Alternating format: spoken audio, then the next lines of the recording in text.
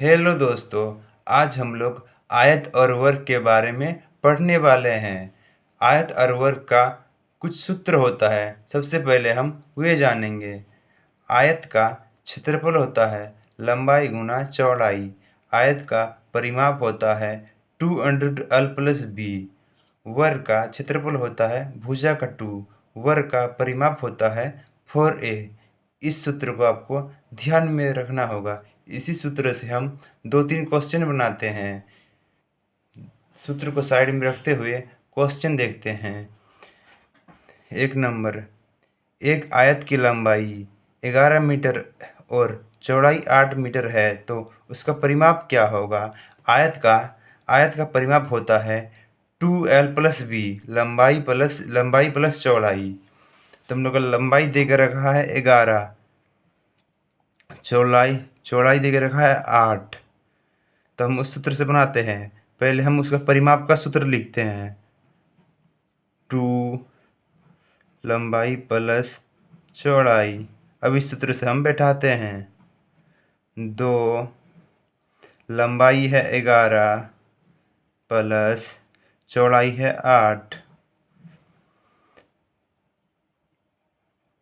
2 8 और 11 19।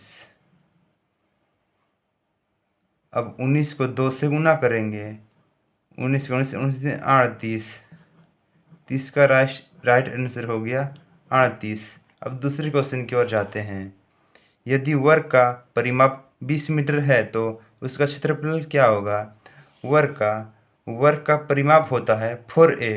उसका क्षेत्रफल ज्ञात करने के लिए भुजा का 2 करना होगा। तो वर्ग का परिमाप का सूत्र होता है 4a। परिमाप देकर रखा है 20। तो सबसे पहले हम इसी को निकालते हैं,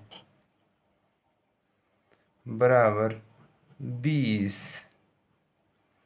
ये चल जाएगा बाहर, 20 ऊपर 4 नीचे, 4 मार देगा 20 को 5 बार में। परिमाप आ गया, ये भुजा आ गया 5। अब वर्ग का क्षेत्रफल पूछा है। क्षेत्रफल होता है भुजा का 2। 5 का 5 गुना 5 कर देंगे। 5 गुना 5 करेंगे तो इसका राइट आंसर 25 आ जाएगा। अब तीसरे क्वेश्चन की ओर चलते हैं। आयत की लंबाई 6 मीटर और चौड़ाई 4 मीटर है तो परिमाप ज्ञात कीजिए। आयत का परिमाप होता है 2 लंबाई प्लस चौड़ाई। पहले हम सूत्र लिख लेते हैं, लंबाई प्लस चौड़ाई। हम उससे इस सूत्र से बैठाते हैं 2 लंबाई दे के रखा है 6, चौड़ाई दे के रखा है 4। 2 दोनों को जोड़ेंगे तो इसका 10 गुना 2, 2 को 10 से गुना करेंगे तो इसका आंसर हो जाएगा 20। इसका राइट आंसर 20 हो जाएगा। आप इसी तरह से इस तरह का क्वेश्चन आप बना सकते हैं।